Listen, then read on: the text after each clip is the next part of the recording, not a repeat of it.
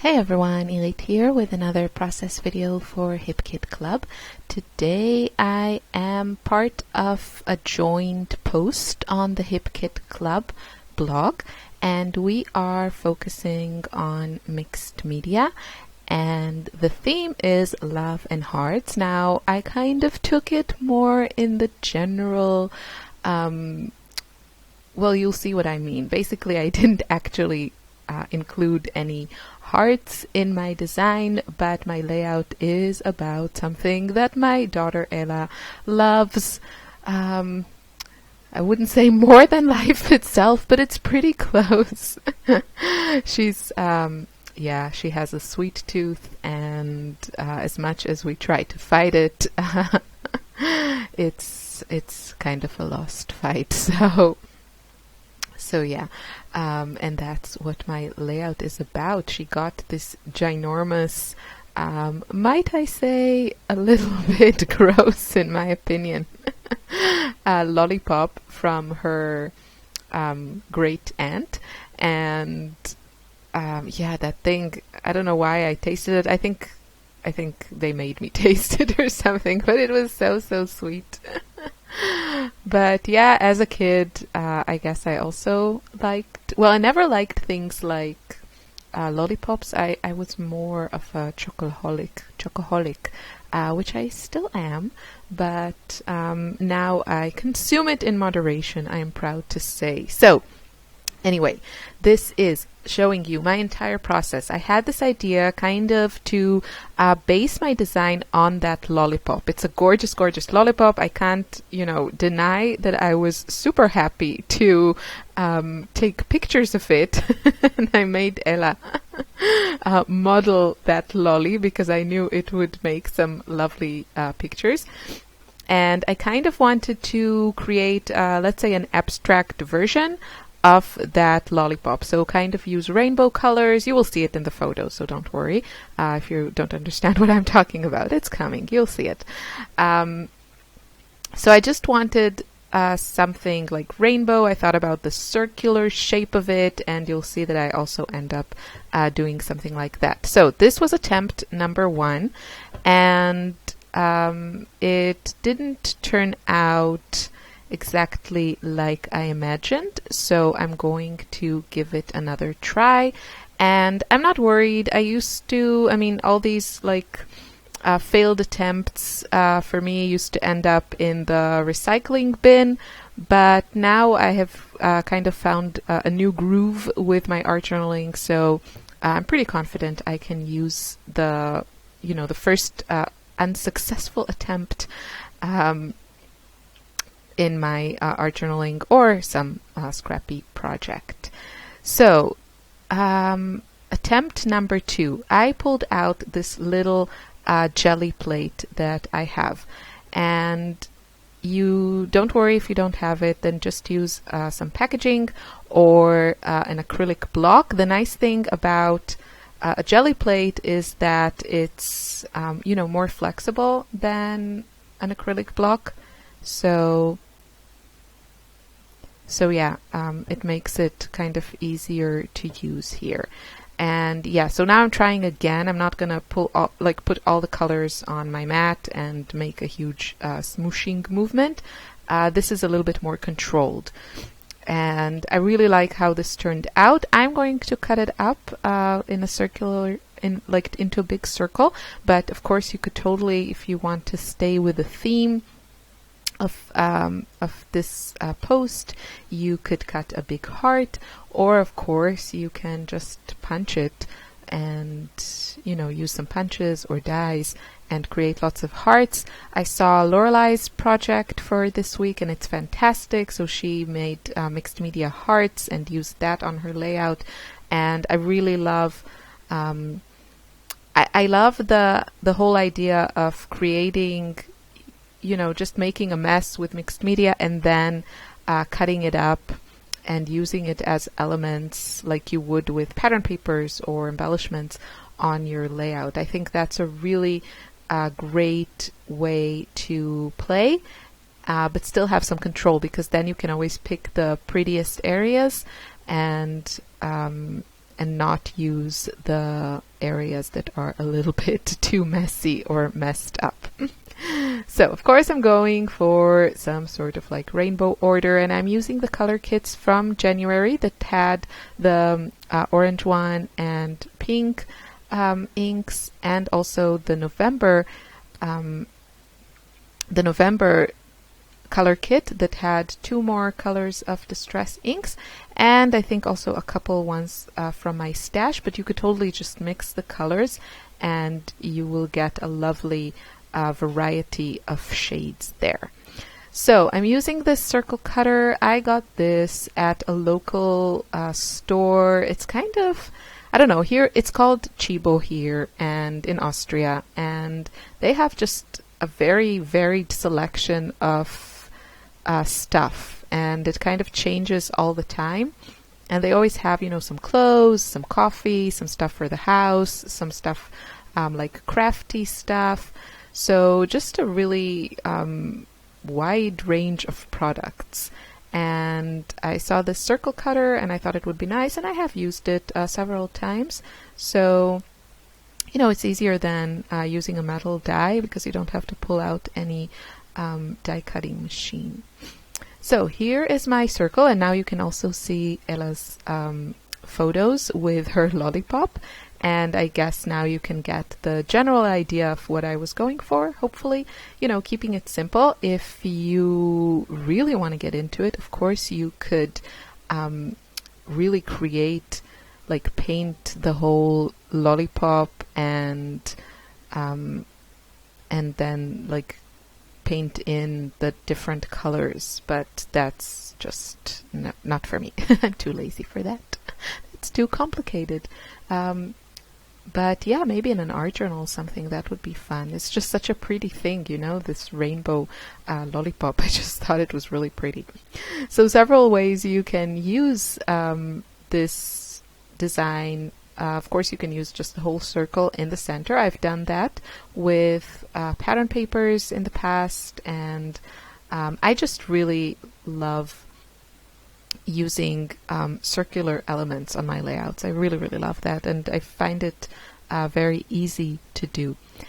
Also, I'm kind of hating my ATG gun. I decided to try some of the, you know, off-brand tape, like refills for it, and I've been using the ATG for 6 years now, and this is like the first time that I bought the off-brand tape, and I have never had troubles with my ATG until now, so I kind of hate it. I did use a tip that one lovely viewer gave me. I think it was Jane, and so I added the extra piece of plastic, like of an empty refill on top of the current one, and it used to help, but now it doesn't help anymore, and I hate it.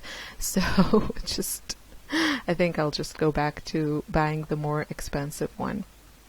Yeah, I stitched my circle there, and I decided that I wanted to back it on some pattern paper, and I want to go with some black and white, and I'm going to use this exclusive paper from the January kits. So I love it. It's one side is like this dark blue polka dot, and then the other side is just black and white stripes. So I have this scrap, but now I need to get the other full sheet. And if you want a softer look, then go for, you know, a different pattern. But I love the black and white contrast, and I love that pop of, yeah, contrast again. I can't say color because black is not really a color. It's the absence of color. And yeah, so I try to add it to all my layouts. And I also knew I was going to use, yeah, you see me here hating. I'm hating here. I really hate it when I need things to work and they don't. So yeah.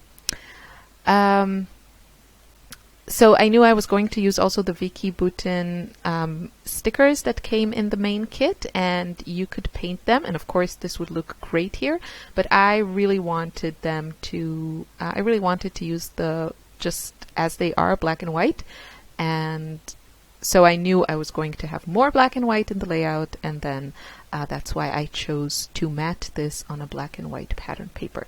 And of course, if you're doing something similar, you don't need to use white cardstock. You can also just stitch your circle or glue your circle, your mixed media circle onto some pattern paper. Using white and then black and white just makes it super simple and easy for me. I don't have to get, all obsessive about colors. So yeah, that's why I just keep things simple. So I will take this opportunity to let you know about a new class that I have. If it's already gone live, then I will post the link, but I'm not sure I will manage to get it all ready for you. So I'm doing another Kill a Kit class. I'm using the December hip kits, so if you have those in your stash, then the class will be great for you. I already did a Kill a Kit class in the fall, I think it was, or summer, and this time I kind of I did some more strategizing, so I planned a little bit more, and I found a really great way for me that just made the layouts come together super fast. So seriously, I don't think I've ever scrapped so fast. Now, I don't think speed is, a goal in itself when it comes to scrapbooking, because it's my hobby and I enjoy it and it's my therapy, and I don't need it to be fast. But as someone that doesn't have a lot of time to scrap, it does feel good to, use up my supplies and create something in a relatively short amount of time. So the class is going to show you how to do that, and I create 7 layouts in the class, 1 memory planner spread, and then I use the scraps from all those projects to create also 2 spreads in my art journal. So really showing you how to stretch those supplies and use them maybe in ways that you didn't think you could use them. And of course, the December kits, I have already created 5 layouts with them right here on my YouTube channel. You can see all that here. So altogether, I've made 15 projects with these kits, and I still have some scraps, and I might try to do with them also something. But in my book, that is a kit well used and well loved, and that makes me happy to use up my stuff. Even though I get my hip kits, I don't pay for them because I am on the design team. I love to use them up. It really gives me a sense of accomplishment to have those products in my albums and not in a box or, in storage somewhere. So if you feel like you need maybe a little boost and inspiration to use up your kits or stash, of course you don't have to use the same supplies as I'm using. The great thing about this is that you can adjust it to your own supplies and just play along. So I will post more details about the class in the description box or in a video soon on my channel, so follow that. You can also sign up for my newsletter. I never spam. I only send out emails when there is something important going on, like a new class or, end of a sale or something that I know people wouldn't want to miss. So that's that. Committing to some embellishments here, keeping it very simple. These gorgeous Vicky stickers make this very easy to complete. And I also matted my photo on the same pattern paper that I'm using for my background. Now I have the extra pattern paper kit, so I have 2 sheets of each of the pattern papers, but if you don't, all you have to do is gut your background paper. So just cut out a square from the middle of it where it's hidden and you don't see it, and use just a frame for backing up your layout.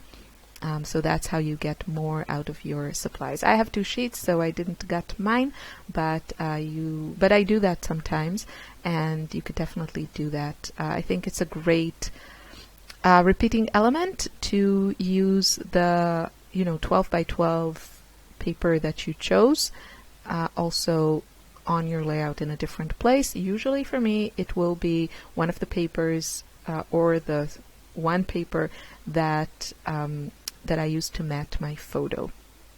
So just repeating that element gives your whole design a more finished, intentional look. That's it. So now going crazy with all the Vicky Butin stickers. You could, if you don't want to do exactly what I did, you could do a circle from any of the pattern papers in the kit, and then you could use the Vicky Butin stickers either as black and white, like I did, or paint them with distress inks or the oxide inks or whatever you have in your stash, watercolors, mists. You can use anything. That's what I love about these super versatile supplies. So now I was this went in a direction that I didn't expect. I was like, why don't I try to add some of the gorgeous exclusive florals that we got also in, I think it came in the main kit. I think so. These gorgeous, gorgeous floral pieces that Kim designed. I love them. And they somehow worked. I didn't expect them to work so well with everything, but if you don't try, then you don't know, and I'm glad that I did because I love how they look. So basically I have here kind of 3 areas of like clusters or embellishments or something. I have the photo area, and then I have all the stickers around it. I have at the top again a bunch of stickers and also at the bottom. And cutting your stickers or die cuts in half is a really great way of getting more usage out of them, and also again having that repetitive like repeating elements in your design. It really makes the design come together and everything look more cohesive. So I'm really liking how that little cluster at the bottom is looking. I have there a little sticker from Pinkfresh Studio. These cardstock stickers, I think they came in the Project Life kit. They are for me like the surprise of the kit.